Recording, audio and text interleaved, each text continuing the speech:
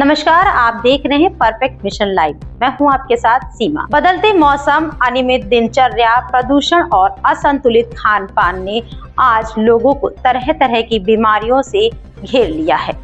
सर्दी, flu, viral त्वचा संक्रमण, डायबिटीज, दमा, सिर दर्द जैसी बीमारियां अब हर घर की आम समस्या बन चुकी है। वहीं दूसरी ओर मलेरिया जैसी मौसमी रोग और अल्जाइमर जैसी उम्र संबंधी बीमारियां भी लगातार बढ़ रही हैं। ऐसे समय में लोगों को सही मार्गदर्शन, बीमारी की प्रारंभिक पहचान और उचित इलाज की दिशा दिखाना बेहद जरूरी हो गया है। इन्हीं मुद्दों पर परफेक्ट मिशन लाइव के संवाददाता ने जनपद वाराणसी के राजा तालाब स्थित श्री सूर्यांश हॉस्पिटल के संचालक डॉक्टर पुष्पेंद्र सिंह से विस्तृत बातचीत की। डॉक्टर सिंह ने बीते कई वर्षों से क्षेत्रवासियों को भरोसेमंद, सुरक्षित और त्वरित चिकित्सा प्रदान कर रहे हैं। देखिए जनपद वाराणसी से ऋषिकेश पांडे की खास रिपोर्ट। जी नमस्कार, आप सभी लोग देख रहे हैं परफेक्ट मिशन लाइव। इस समय हमारी उपस्थिति जो है राय तालाब में है।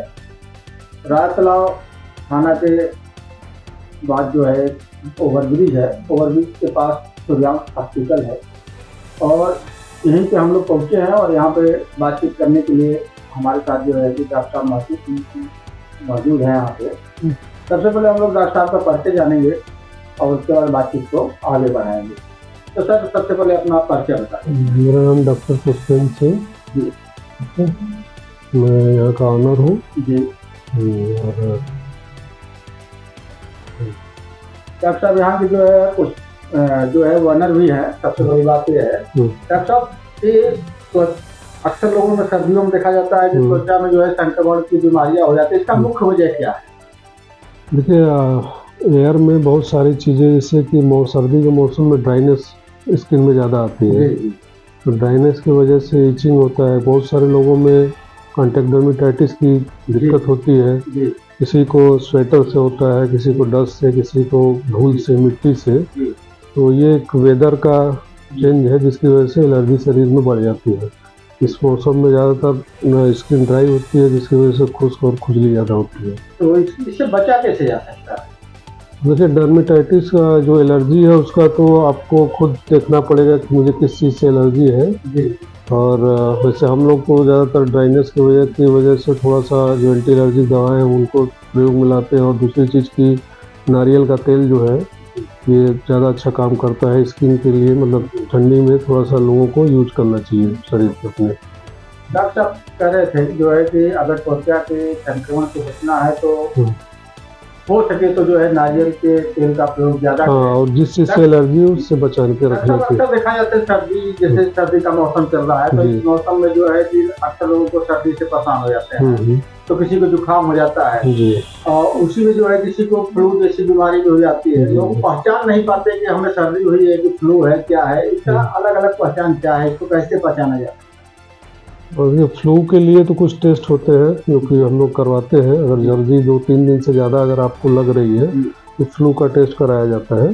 तो वो ब्लड के इन्वेस्टिगेशन वगैरह से हम लोग उसको पता कर सकते हैं। अगर किसी को अगर 2-3 दिन 4 दिन से अगर अधिक जो है जुकाम वगैरह या सर्दी हो रही है तो जरूर एक बार अपना टेस्ट कराया, हो सकता है वो फ्लू भी हो। डॉक्टर साहब इबोला और अल्जाइमर जैसे रोगों के बारे में आप क्या कहना चाहेंगे?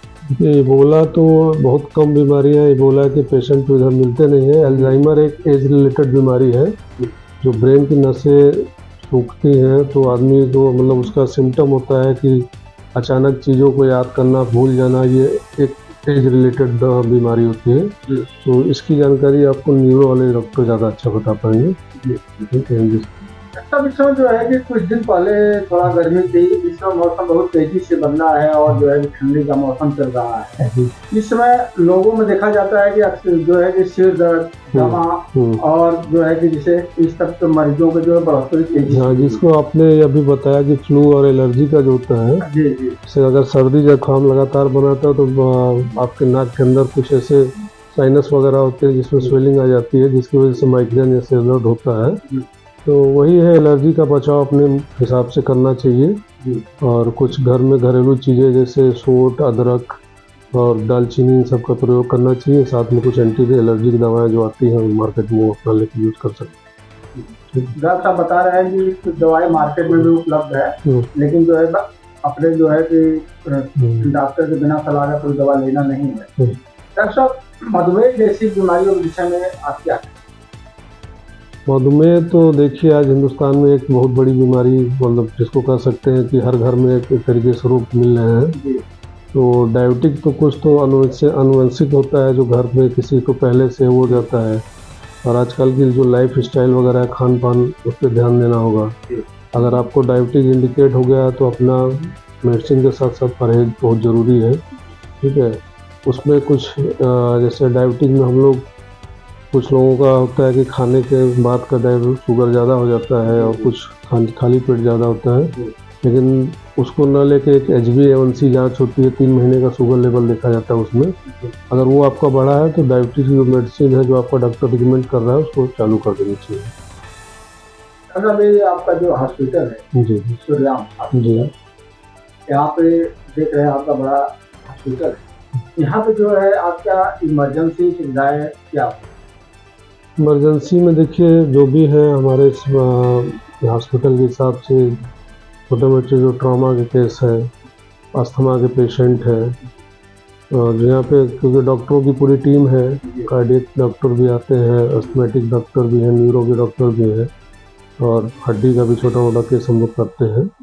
तो करीब सारी इमरजेंसी में जो है होती, जो बड़ी बीमारियाँ होती है, जो वेंटिलेटर वगैरह की जरूरत है, वो हम लोग हायर सेंटर की तरफ रेफर कर देते हैं। ये थोड़ा सा हॉस्पिटल के बारे में अपने बताएंगे, थोड़ा कब से चल रहा है, ये यहाँ पे क्या क्या रोगों का इलाज संभव है? ये 2021 से, जब से मैं यहाँ पे आया हूँ, मेरा 2021 से ये हॉस्पिटल रनिंग में है। तो मतलब मेडिसिन संबंधी सारी बीमारियों का इलाज होता है। आपका जनरल सर्जरी, अपेंडिक्स है, पित्त की थैली है, ठीक है, और बच्चेदानी का है, सीजर, गायनिक डॉक्टर वो सब आते हैं, अपना काम करते हैं, देखते हैं।